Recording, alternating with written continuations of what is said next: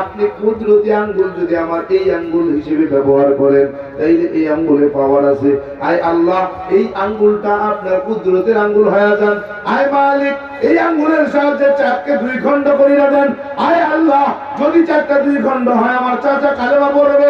আল্লাহ পাকের কাছে দোয়া কইরা চাচার দিকে তাকায় চাচা প্রস্তুত, বলে হ্যাঁ। এবার চাচারে কইয়া যখন আঙ্গুলটা দিয়ে চাঁদের মাঝামাঝি টান দিছে, চারটা দুই খণ্ড হইয়া এক খণ্ড যেমন আবু কবাইসে পড়ে গেল, আরেক খণ্ড পাহাড়ের চূড়ায় পড়ে গেল। পাহাড়ের চূড়া বলে আবু কবাইস কত উঁচু পাহাড়? বলে ৩৫০০ ফিট উঁচু পাহাড়ের চূড়া। বলে ওই পাহাড়ের চূড়ায় আল্লাহ তাআলা নিচেন দেখে আসছেন নিজে কোন জায়গায় চারটা পড়েছিল, ওই চারটা যেই চূড়ার মধ্যে পড়েছিল ওই দেখা আবু যে লাভ কর মোহাম্মদ, আগে জানতাম তুই শুধু দুনিয়ার মধ্যে জাদু করতে পারি, তুই শুধু দুনিয়ার জাদুঘর। এখন দেখি না রে, তুই বড় জাদুঘর, তুই আসমানেও জাদু করতে পারো। নাউজুবিল্লাহ।